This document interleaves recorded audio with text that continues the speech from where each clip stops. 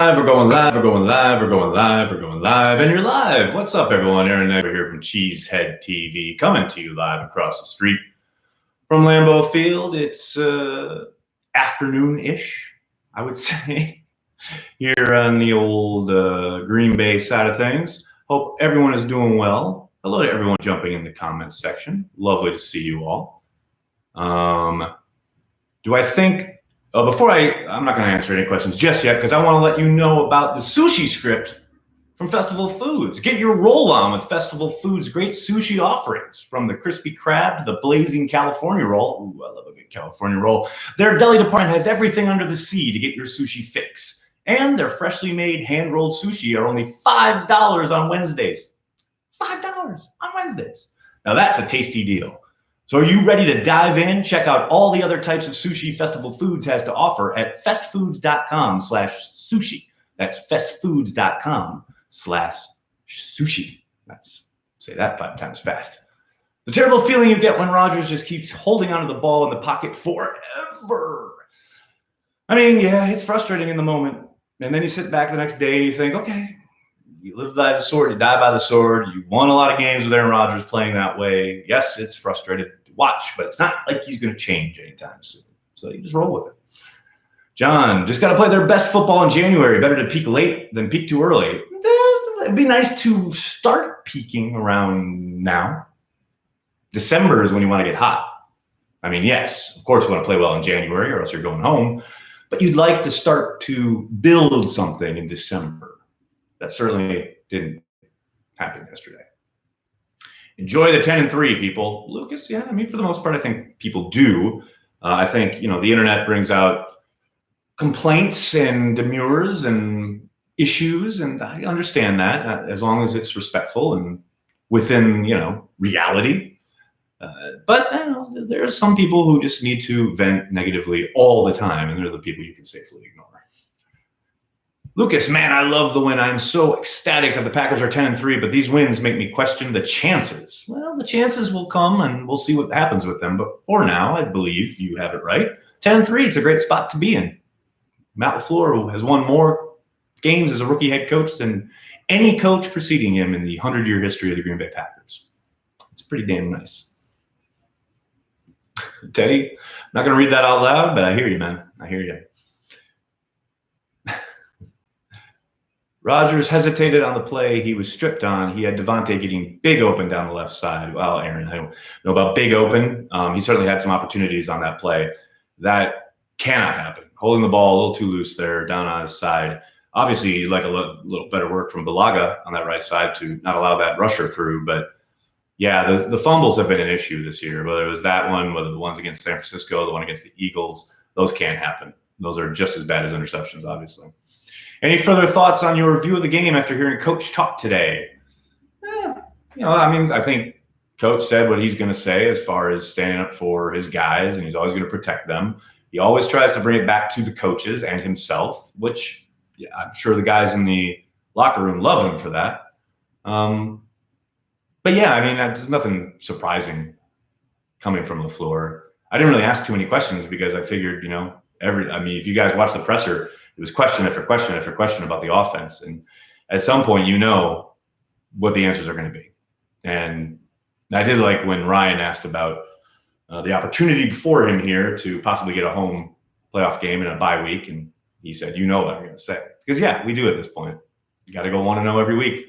And they've done it the last 2 weeks. Do I still believe in Josh Jackson? I don't think I ever lost belief in Josh Jackson. I know he exists. I saw him in the locker room today. But if you mean about his ability to play on the field, I asked LaFleur about that very thing. Said, how do you think he did? Well, with the, more opportunities he was given yesterday because of Kevin King being sat down with a shoulder injury. He seemed to acquit himself just fine. LaFleur wasn't expansive in his praise, but he did say he thought he did a good job. Said he's showing up on special teams. We'll see how much that translates into playing time once Kevin King is back. Cobb is a free agent at the end of the year. Should they bring him back? No, that ship has sailed. Jake, thank you for the super chat. Rewatching the game, I saw Lazard open a few times, but they weren't 20-yard routes, so AR didn't throw it. No, Jake, I think that's a little simplified, as most the comments are on the internet. I understand truncation because of need for brevity here, but he did miss Lazard on a few things. Yeah, there's no doubt about that. That's fair. Did you ask Rodgers about holding the ball too long? What's he looking for? Jamie, I don't ever get to ask Aaron any questions for the most part, because when he appears post-game, I'm at Stadium View doing the post-game show. And then I'm usually out of town, as I will be this week, on Wednesdays when he's available at his locker. And so far, in the 13 plus years I've been doing this, he has turned down every individual one-on-one interview request I've put in with the Packers. So someday, we'll see. There were a number of plays where the receivers didn't get open, which they showed on the broadcast. I don't think it's fair to blame Rodgers as much as you did. I'm going to vehemently disagree with you. Not only having sat in the press box and watched the entirety of the field, not just the broadcast, but also going back and watching the broadcast again. No, I blamed Rodgers the fair amount, the exact amount that should be blamed. Sorry for disagreeing with you, but yeah, no, I think I was spot on, actually. SMH, armchair quarterbacks. Yeah, Daniel, it's what we do. We watch and we comment. Welcome. I feel like our team isn't great at halftime adjustments, and it's safe to attribute that to a rookie head coach. How would you compare McCarthy's versus LaFleur's halftime adjustments? I don't know. I don't know if that's the kind of the blanket statement you can make about LaFleur. I think they've done some nice things from time to time. Maybe not always on offense, maybe on defense on times, and obviously that's attributed to Pettin, but that is under LaFleur's program, etc. I just think it's really early, to make any sweeping generalizations about his coaching ability, his adjustments, whatever.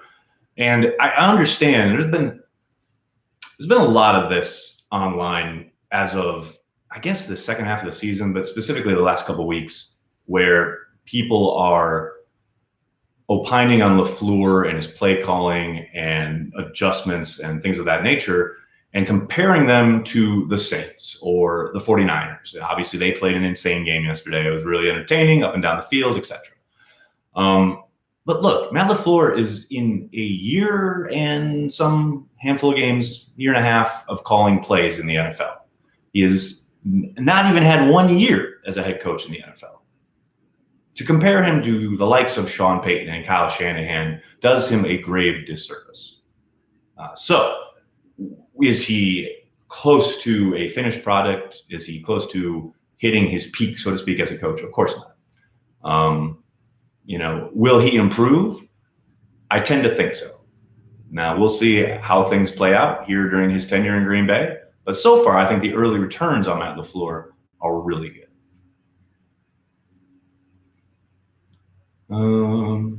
Like it. Thanks, Paul. I think it's more execution than adjusting. Pac-Man Jake, I would very much agree with that.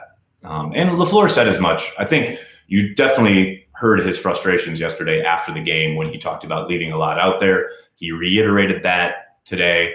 I tried to get him to talk about Rodgers, but he wasn't gonna go there. But he detailed some stuff about the kinds of things they did, i.e. a lack of execution that left not only yards, but points on the field. And you got to hope at some point it starts clicking in, because they were pretty damn efficient on offense for that month-long stretch when Devontae was out. And I think we're well past the point of, Devontae's back, everything's kind of disjointed. I think they know what they have now as far as what works and what doesn't. It's just a question of sequencing those plays in a way that is, advantageous against whichever defense they're facing, and then B, executing down in and down out. And I'm sorry to say, for those of you who get offended by this notion, it starts with the quarterback. It's not difficult. Yes. Are there plays where people are covered? Of course. Hit your check down in rhythm. Legit your job. That's all. Is there a reason why Rodgers won't check it down?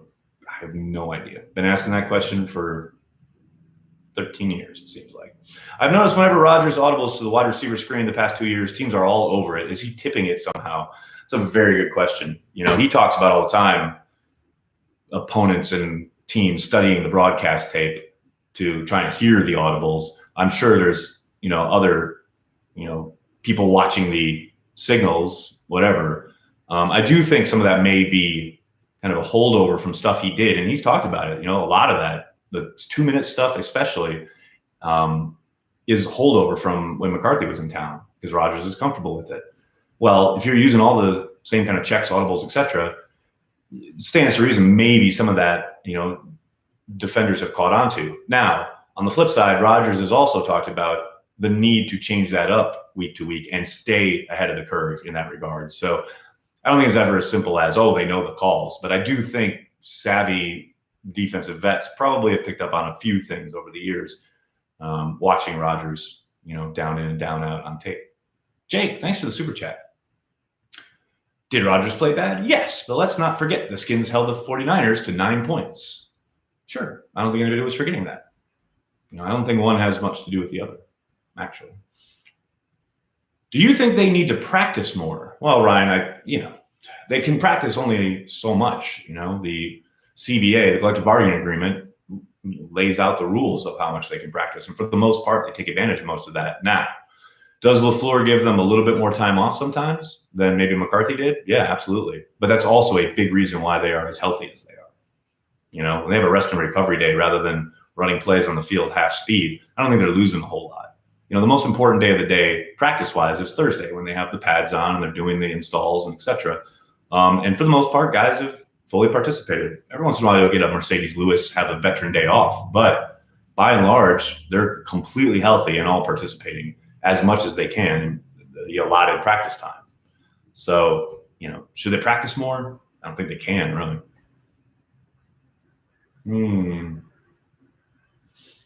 Just saw the McCarthy project video. I think it was very smart for him not to just jump into a new job like the Jets. I don't know that much would have changed in such a short turnaround. Yeah, I think Mike's certainly putting it out there that he's ready for a new gig. You can see the groundwork being laid in the media. I hope he lands somewhere where we get to watch him with a bevy of talent and that he shuts up a lot of people, because I think he's still a really good coach. And in a new setting, in a new situation, I'm not ready to say he's going to be Andy Reid 2.0, but he could have a similar resurgence. Josh Jackson playing more snaps. He was indeed yesterday. Seemed to acquit himself quite well. Nothing really popped out on tape other than he didn't get much action. They didn't really throw his way at all. But yeah, he got those opportunities because Kevin King was on, it was inactive for the game. So we'll see how much that translates into more playing time going forward if and when Kevin King is back in the lineup. Aaron, all caps. My status with this season is I'm grounded. This team is young. If they lose the first or second game in the playoffs, that's okay with me. It's about the future, right? Rick, I'm not here to tell you how to fan. I know lots of people like to kind of accuse me of that, and my co-founder, Corey Benke, but it's not how I'm reading it. You guys fan however you want to fan. If that's your attitude, more power to you. That's great. And you can be as upset, happy, contented, sad, whatever, as you want. There are certainly fans that I don't understand. I don't get how some of these people are miserable all the time, regardless of what happens on the football field. Those people are alien to me, but they are more than welcome to be that way. I'm not going to stop them. So yes, if you're happy with where they're at and you have no issues, say they lose in the first or second round, I think that's a pretty healthy attitude myself.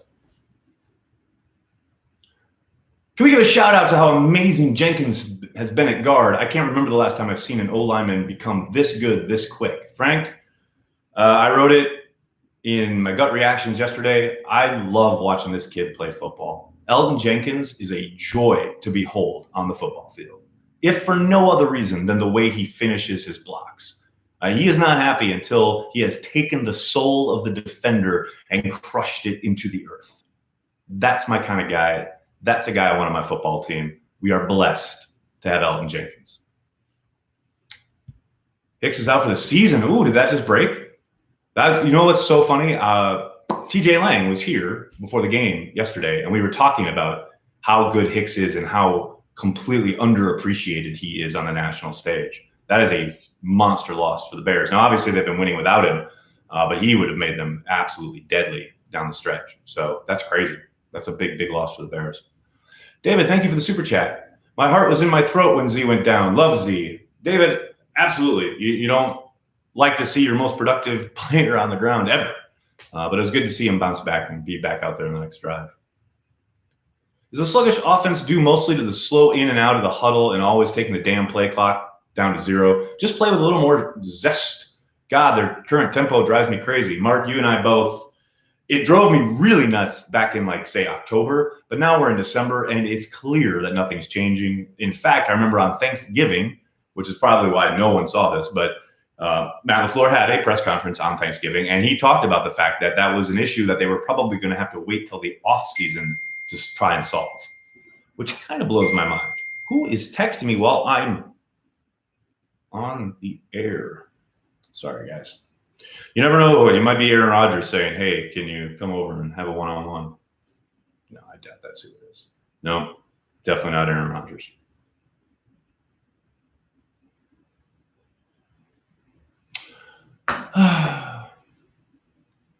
Was it just me, or did Lindsley seem to struggle yesterday? I definitely wouldn't say he struggled. Maybe you saw 1 or 2 plays where somebody broke through, but yeah, no. The 49ers game, that's the game Lindsley struggled in. I wouldn't put yesterday in the struggle category. Things are going to click at some point. Sure, maybe not till next season, but am I nuts for believing that? And if it does click here in the next week or two, it will be really tough to beat. Agree? Yeah, I mean, it'd be lovely if it all started to click, and God knows at this point, that's what we're all hoping for, right? All of a sudden we show up one night, one afternoon, the Packers are playing, and boom, offense. And Lord knows, the NFL, we've seen crazier stuff happen. But it's got to start pretty soon. Can't keep waiting for it. There was one thought I had on the offense that I wanted to ask LaFleur about, but it's not really a great question for a press conference setting. I'd love to ask him one-on-one about this.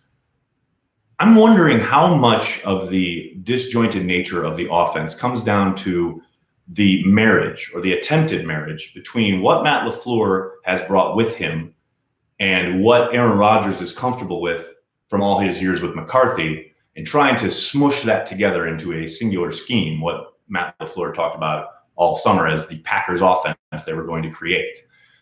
Now, clearly, there's a place where they found a groove back in October. Devontae Adams went down. They were scoring 30 points a week. They seem to have found something there. But as of late, it just feels like the McCarthy stuff, and you do see a bit of it, especially in 2 minute when Rodgers is calling the plays, just seems to throw them all out of whack. And I just wonder how much LaFleur would like to maybe lean on his stuff a little bit more. Now, and that's the kind of thing that, again, doesn't lend itself to a press conference setting, but I would like to hear him opine on that, even though he would never give an honest, 100% unvarnished answer. I do think there's something to that. Did you know LaFleur likes Jamal? Dustin, boy, howdy do I. He never misses a chance. We talked about this on the radio the other day, Drew Olson and I. He never misses a chance to praise Jamal, even if the question is about, like, soggy Rice Krispies. Yeah, soggy Rice Krispies are really annoying, but let me tell you what's not annoying. Jamal Williams, he is a special back. That's Matt LaFleur. Who is the most underappreciated Packers defensive player? It seems to me that Amos has been living in the shadow of the Smiths despite consistent play. I mean, he's definitely a contender. Did a really nice job on that interception yesterday. Obviously had his first sack of the year. But I'm with you. I think he's been incredibly consistent. He's not a dynamic player. And I do think, you do see him get beat by tight ends on occasion, and then fans grumble, etc. But for the most part, I think he's played really well, and he's been a home run signing by Gutekunst, no doubt. Did you see that the New York Times had a list of the 20 drunkest cities in the U.S. and Wisconsin, as 7 of the top 10 in Green Bay and Appleton are 3-1? I did see that, Travis. Actually, I think USA Today did that as well a couple years ago. And Appleton is always near the top. Those are my people. Rodgers to Jones. That's the ticket. I tend to agree. Rodgers audibles to the McCarthy playbook. Nah, it's not quite that simple. There are some instances where he's probably guiding guys to certain concepts. But at this point, things are so meshed together. It's really evident in the 2 minute situations where Rodgers is calling the plays and they're spread out. That's the stuff where he's running a lot of McCarthy. MVS snap count, why so low? We ask LaFleur week after week, and we, always get the same thing. He's working through stuff, and he's working hard and blah, blah, blah, but they clearly prefer Allison, Lazard, and Kumaro over him for whatever reason. My suspicion is that those guys are much better blockers in the run game, and they've been trying to lead on the run, and those guys get it done, and MVS does not. I don't think it's ever that simple, but that's maybe a kernel of the reasoning. Blake Martinez is the most underrated. Hell, I think Madden has him at a 74 or something. Yeah, I'd go Amos over Martinez on that one, but that's just me. If the Packers win out, Packers would likely face the Saints in their first game, and strangely, I like that matchup at Lambeau. Well, yeah, if they win out and they're the number 2 seed, yeah, that's a possibility. Let's beat the Bears, shall we? TV announcers keep saying Packers are one of the best screen teams. Really? Doug, I'm glad you brought that up because it's very funny. Sometimes, occasionally, they do run a nicely designed and executed screen. No doubt about it. And that gives these announcers the opportunity to opine, as you are alluding to here, oh, one of the best screen teams. And I'm with you. They have not been one of the best screen teams in the league in a very long time. Most of the guys who are doing the commenting and saying these things played back when, like, McCarthy, even Sherman and Holmgren were coaches. And Holmgren, Sherman era, they were the best, like without question, at running the screen. Early in McCarthy's tenure, they were an okay screen team, and then it kind of died. And they had fits and starts towards the end of McCarthy's era. But all of that great screen stuff just permeated throughout the league as a talking point. And now all these commenters who played back then, Rondé Barber yesterday being a perfect example, that's what they're drawing off of. And of course, you and I both know they have not been a great screen team in a very long time. What do you think of Rodgers' play? Steven, I think it's inconsistent, not nearly efficient enough. And yesterday, there was way too much hero ball. Just hit the check down, man. I understand you want to take a shot, or you want to watch something develop deep. But when it becomes very apparent, and LaFleur alluded to this today at the press conference, they're playing coverage. They're dropping 8. You run a bunch of long developing routes. Remember that? In the McCarthy era? You run a bunch of 15, 20-yard developing routes. They're not there because they're playing a cover 2 shell or a cover 3 or even quarters, and they're dropping 8. There's a ton of like cloud coverage, basically. You can see that. You're taking a 5-step drop. By the time you hit the top of your drop, you can see what they're doing. You've got a check down. You've got a running back. He's your best friend. Hit him and move on with your life. But instead, we get Rodgers holding the ball, trying to get guys moving around into 8 people in coverage. Hero ball. The return of hero ball yesterday. Didn't like it. Not me. Protests outside of Lambeau because of the Redskins. Yeah, I mean, that happens pretty much everywhere they go now. Nags, where do festival food employees get tickets? That's a great question. I would direct them to cheeseheadtv.com and find a link to Ticket King. They've been around since 1992. There's only 3 games left for them to purchase tickets for. But if they go to the playoffs, they can buy them there as well. TicketKing.com. You can find them at Cheesehead TV. Check it out. Do we even offer Bulaga, or do they know he will get paid big time and don't even offer it? That's a really good question on the do they even offer him. I tend to think they will approach him about taking a below market deal. I also tend to believe that Bulaga will tell him to shove it and go hit the free agent market and get one last big payday. That's complete guesswork on my part, but that's what I think. That's my hunch. The best part of the game was the Packers sticking to the running game. I very much agree. It was nice to see. LaFleur clearly got that it was working. I tend to think, he was a little too back and forth with Jones and Williams for a while, but yeah, he definitely stuck with it. Probably he even said today he probably should have stuck with it a little bit more. He got a little too pass happy at times, but they were turning out the yards. Aaron Jones is a bad man, no doubt about it. Rodgers Q&A on Reddit. Yes, David, I believe that's sometime tonight. Maybe we should do a live stream for that. No. What am I, Tom Grossi? Check down for 7. Remember when they used to say that? Yeah, man. Old school. Will the offense become more creative? I have no idea. Are you tuning into Rodgers Reddit Q&A? I doubt it. Monday Night Football's on. I got stuff to do. Woo, 10-3, and the Bears still suck. Dustin, you summed it up perfectly. I'm going to jump on that one. I can't thank you guys enough for showing up Monday after a win. 10-3, Packers in first place, second seed in the NFC. You got to love it. Hey, let me tell you this right now. Get your roll on with Festival of Foods' great sushi offerings. From the crispy crab to the blazing California roll, their deli department has everything under the sea to get your sushi fix. And their freshly made hand-rolled sushi is only $5 on Wednesday. Now that's a tasty deal. So are you ready to dive in? Get all the other types of sushi Festival of Foods has to offer at festfoods.com/sushi. That's festfoods.com/sushi. Can't thank you guys enough. Hit like, hit subscribe, hit subscribe. Tell your friends, tell your family. Cheesehead TV, we are devoted to Green Bay Packers fans worldwide. Have a great night, everyone.